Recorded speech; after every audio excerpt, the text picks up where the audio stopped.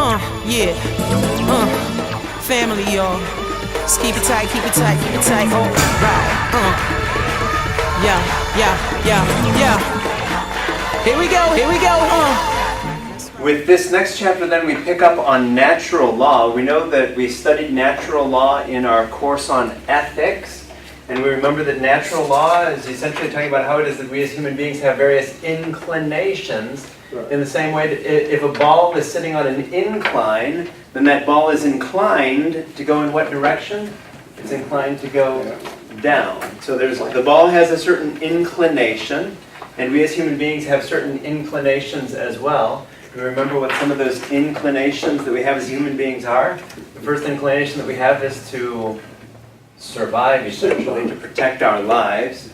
If someone points a gun at me, I have an instinct to want to survive that situation. I have an inclination to survive. Number two, I have an inclination to procreate. And St. Thomas Aquinas added to that to educate, because wouldn't it be nice if it were all over once we gave birth? But instead, mothers, God bless mothers. Mothers are attached to that child and help take care of that child, not just at the moment of that birth, but for several years after that. So procreation and education. Number three was an inclination toward truth, knowing the truth. And number four was an inclination toward being social.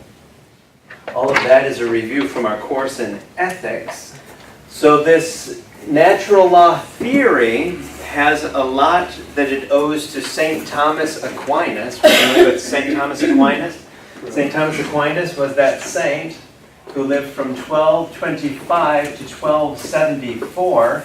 To put that into context, what were some of the things that were happening around that time? St. Thomas Aquinas belonged to a religious order. Was he a Franciscan by chance? He was not a Franciscan. He had OP after his name, which meant that he was part of whom? The Dominicans, the order of preachers. So St. Thomas Aquinas was a Dominican. The two large groups that were begun back at that time were the Franciscans and the Dominicans. So we see a Dominican here. St. Francis of Assisi died in 1224. So we're talking right after the time of St. Francis of Assisi. And 1274, the big event of that year was the Second Council of Lyon. What doctrine did we formulate at the Second Council of Lyon? That was the doctrine of purgatory. He was on his way to purgatory. He and Bonaventure were on their way to purgatory, to the council, when they ended up in purgatory or wherever they ended up, right? So St. Thomas Aquinas then, because St. Thomas Aquinas was so influential in Western Catholicism, in Roman Catholic Catholicism, what has happened then is that his thought and this natural law theory that he studied and about which he wrote influenced our thought. Father Richard Goula says, the single most characteristic feature of traditional Catholic morality is that the Church can teach a morality which is applicable always, everywhere, and for everyone, because it relies on natural law as the basis of its teaching. Essentially, what's different about natural law is that St. Thomas Aquinas took this system and said, even if you're not a Christian, you could be a Muslim. At that time we called them Saracens or Moors. You could be a Muslim, and still you would have to agree that we as human beings, for instance, have this instinct to survive. There's a natural law that we as human beings want to survive, and that we want to procreate, etc. And so the thought was, if this applies to all human beings, if all human beings have this in common, then there must be universal laws that govern who we are and what we should do. Natural law suggests that moral knowledge is accessible not only to believers, but to anyone who critically reflects on human experience. Remember when we were talking about natural law before, we used the experience of Christopher. We said, okay, Christopher, come here in the middle of the floor. Okay, now fall over. Is Christopher just going to fall over onto his face? There's a natural instinct to want to protect yourself. There is a natural instinct to survive situations like that. And it's not just Christians. Christopher isn't protecting himself because he's Catholic. Any human being that begins to fall is going to naturally, instinctively try to survive that situation, going to break the fall. What are the roots of natural law? So natural law then is how it is that we take a look at our experience, our human experience, and we all have various inclinations. the Bible appeals to human nature as a source of moral enlightenment. So what are some of the biblical sources that we have for natural law? The Old Testament wisdom literature. Have we heard of books like Proverbs? What is Proverbs all about? It's all about giving certain wisdom. Does all of that wisdom come from our knowledge of God? A lot of that wisdom comes from human experience. Remember in Proverbs, that famous line of spare not the rod? If your child is acting up, spare not the chancla. What does that mean? I mean, it came from human experience. That when you take off the chancla and use it on your child, that makes that child behave in the future. It was coming from human experience, the book of Proverbs, many of those. So the Old Testament wisdom literature drew on collective human experience. Jesus' parables drew on human experiences to enlighten human values. I mean, he just took some ordinary stories of ordinary people doing ordinary things, like kneading dough, and said, that's how the kingdom of God is. Or a woman who's sweeping the house and looking for coins. That's how the kingdom of God is. He used ordinary stories from human experience. St. Paul, probably the most notable phrase in the Bible which deals with natural law, which would later be used in natural law theory, is Romans chapter 1, verse 20. When St. Paul talks about how it is that there is a certain knowledge that's available to all people, regardless of who you are. There's this, our nature, the truth is written in our nature. It's not something that has to come to us from revelation. So the Bible has some instances on how it is that we as human beings have certain inclinations. There's a certain natural law for us as human beings. Greeks had these same sorts of thoughts. For instance, the Stoics. Do you remember the Stoics? They were a group who believed that they took natural law and believed that we, by our very human nature, we can take a look at our nature and figure out what that means about us. So that, for instance, and we should conform to what's in human nature. So that, for instance, we see that men have certain biological parts that fit with the biological parts of women. Follow me? We're made by nature that way, so it must mean that we're supposed to be that way. You follow? So natural law then takes how it is that we're naturally made and figure out, okay, what can we know about the human experience as part of that? Essentially, we're living according to our nature. We're not trying to be something that we're not. So with the Stoics then, we see how it is that their maxim might have been, don't fool with nature, meaning you're born a certain way, you are a certain way, so trying to be some other way is going against nature. Because the given order of nature will eventually assert itself, we should capitulate to what is given in nature rather than attempt to control or shape nature to fit our personal goals. That was a deep line from Father Richard Gula. But essentially saying, nature's going to get its way. Think of, for instance, about the dams that we put into rivers, or the levees that we build to hold back water. What happens sometimes? The force of nature wipes all of that out.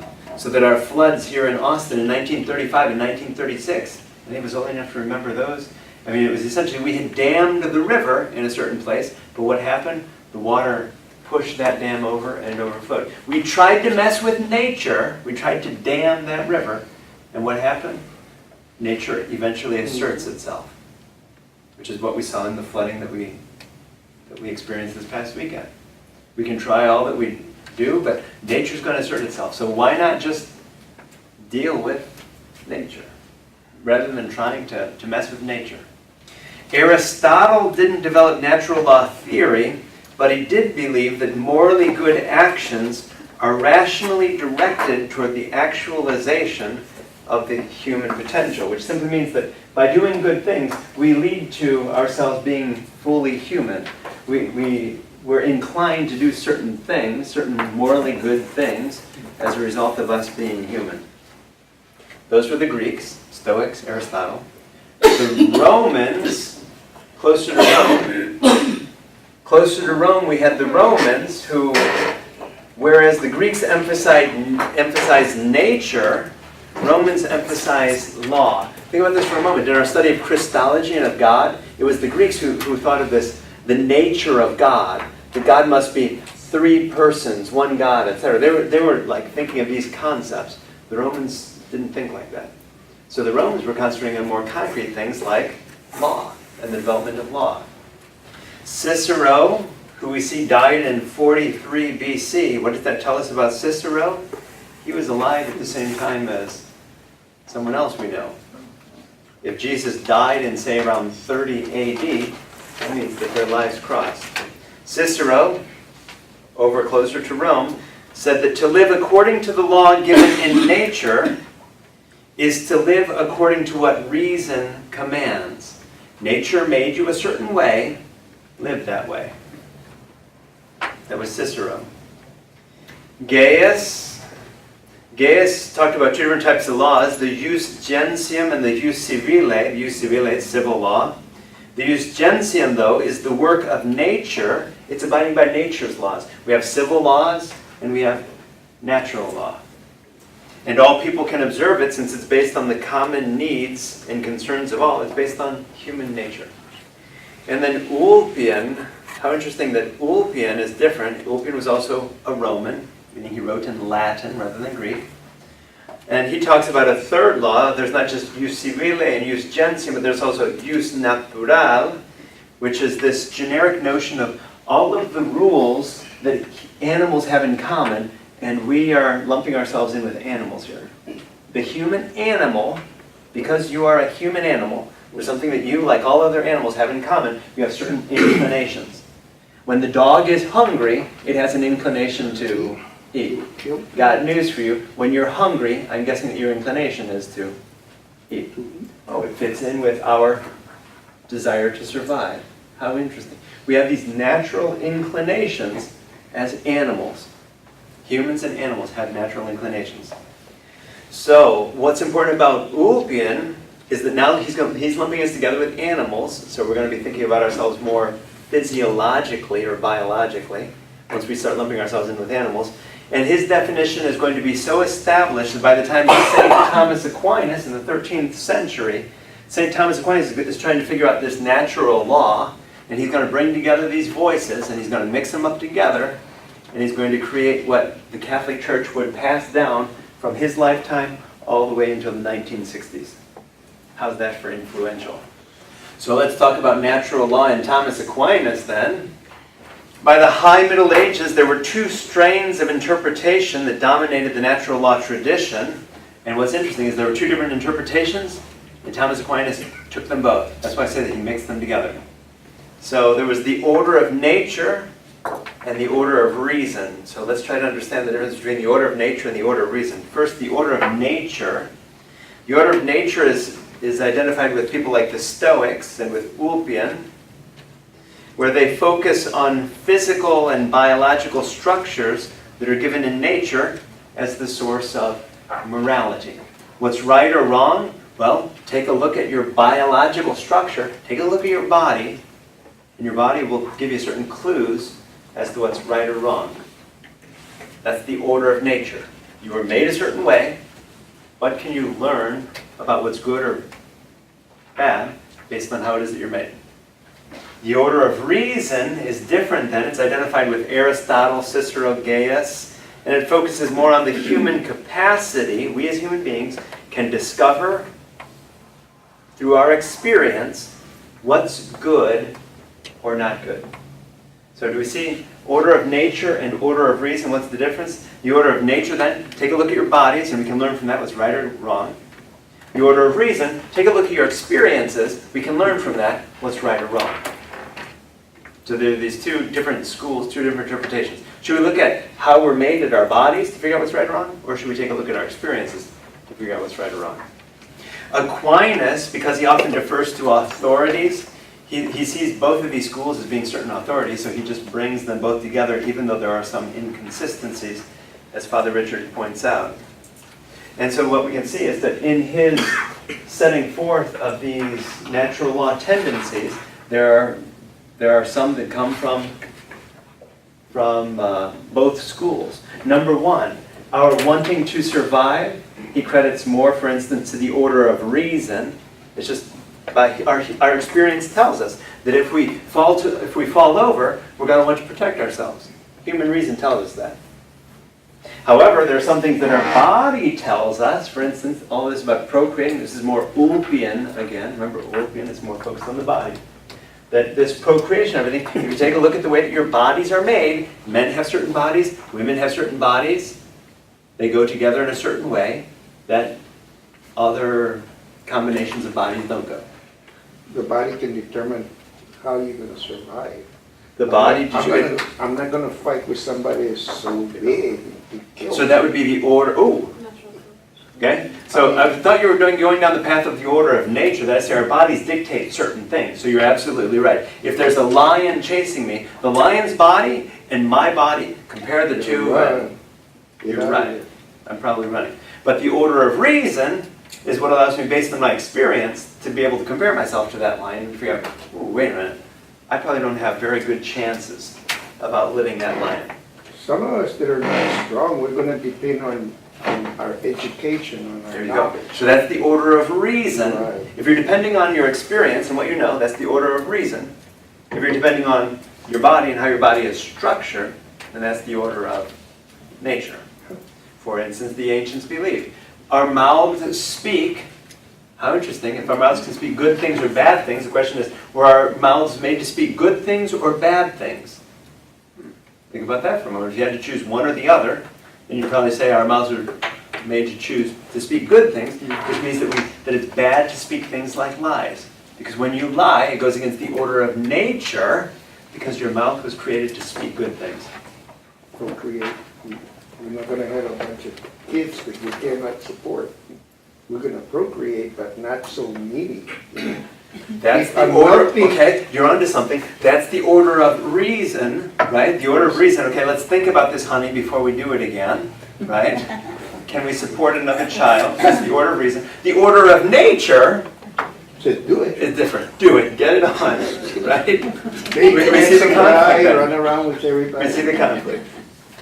What are the advantages of natural law theory? So Thomas Aquinas was on to something. I mean, for instance, once you have natural law, then you can say, people, why are we arguing about what's good or bad? Take a look at yourselves. Every one of us in this room, all 15 of us, share things in common as human beings. Can we all not agree on what's right or wrong based on who we are as human beings?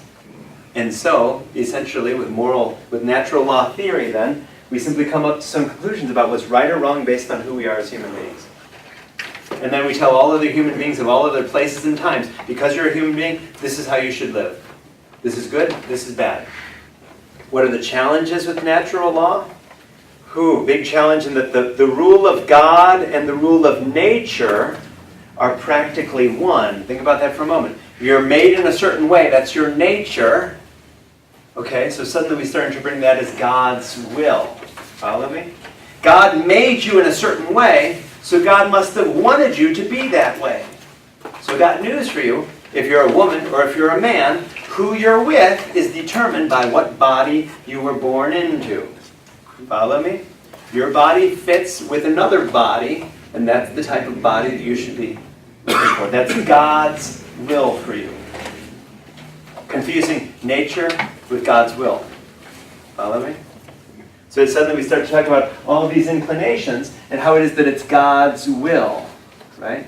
It's God's will that you should have sex unprotected without artificial birth control. Think 1968. Why? Because otherwise it's not natural. God only wants what's natural.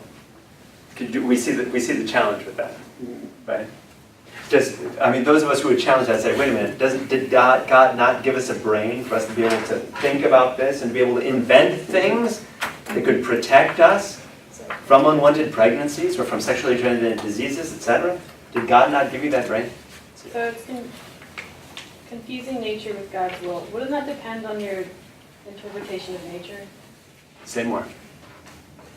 Oh, it took a lot to get that one. Okay.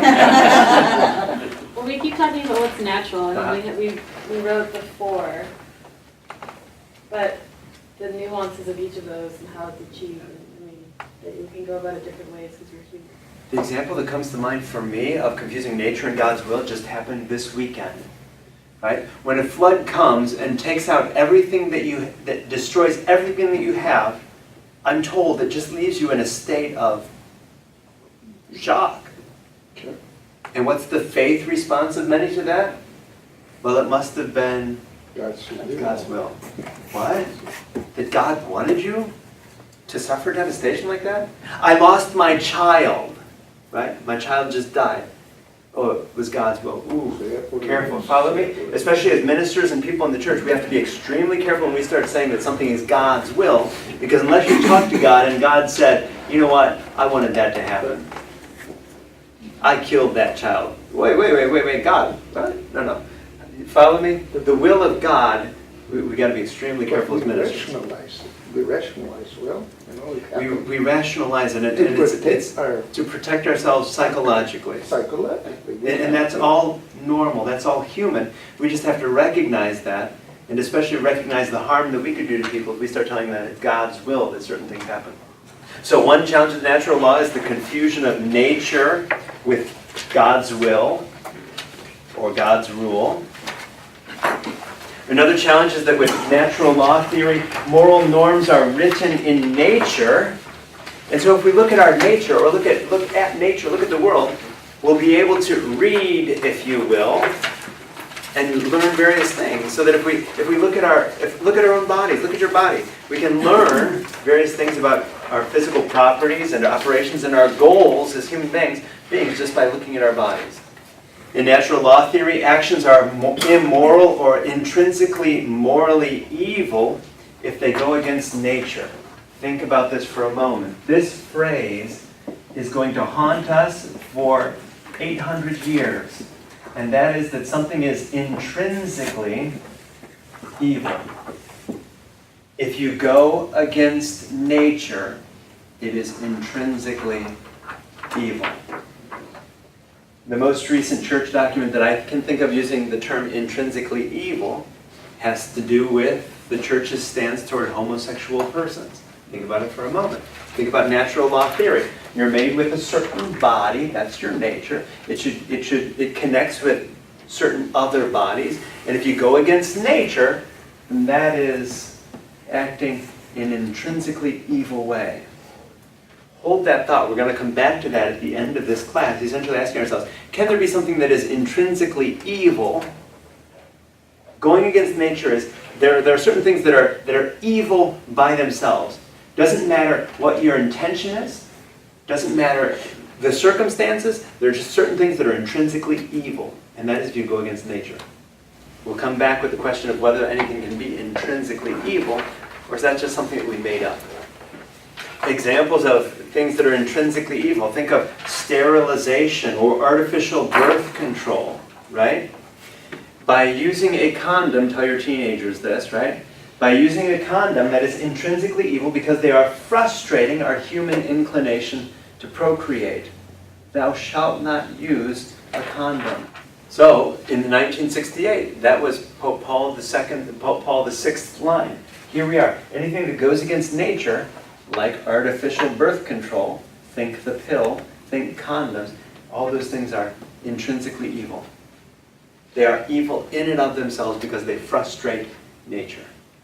Many people also conclude that to go against nature is an affront against God. If you try to go against nature, you're offending God. You're gay, oh my God, God must be crying up in heaven because you're going against the way that God created you. And it also leads to ridiculous positions. Father Richard points out in his book, he says, for instance, because they go directly against God and are more serious than sacrilege, think about this for a moment, sexual activities that exclude procreation, let's make sure that we're understanding this. To procreate means that two people are having sex, and out of that, there could possibly result another human being, right? To procreate, two people are having sex, and they could have a child as a result of this, if certain factors if the stars are aligned. Okay, what does it mean now to exclude procreation? If you're having sex but excluding procreation, that means that you're doing something where you're going against nature. Either you're using some sort of artificial means of birth control, think the birth control pill, condoms, etc., where you're frustrating nature's design. So, the logic was, from the Middle Ages on, that to go against nature is going against God, and so it's a form of sacrilege, because you're putting yourself ahead of God. You suddenly are choosing whether you're going to have a child or not. Who are you to choose whether you have a child or not? Leave that to God. It's God's will. If it's God's will, you'll have a child. If it's not God's will, you won't. So those things that go against nature, for instance, that exclude procreation, and then they had various examples. Father Richard Gould, in his book, puts in order of increasing seriousness. So we're going to go from less serious to more serious. Less serious, masturbation. After that, marital contraceptive intercourse, meaning husband and wife are having sex but are using some sort of artificial birth control. Follow me? After that, homosexuality. After that, bestiality. Do we have to define any of these terms? Bestiality, intercourse with an animal. If you don't think that it happens, you haven't heard confessions. That's one type of sin that goes against procreation. Another type of sin is against biological nature, but they don't exclude procreation. So some of those, in increasing seriousness again, would be fornication, having sex outside of marriage. Adultery, being married and having sex outside your marriage. Incest, having sex with someone with whom you share blood. Now, follow the logic here, because essentially what the church was saying is that by going against nature, it is worse. It's worse for you to do any of these in the first list, for instance, to masturbate or to use a condom or artificial birth control in your married relationship. It's worse to do that than to commit adultery or incest. You follow the ridiculous nature of all that? So we have to be extremely careful. Natural law leads us down paths where the arguments are not always as logical as we thought they might be.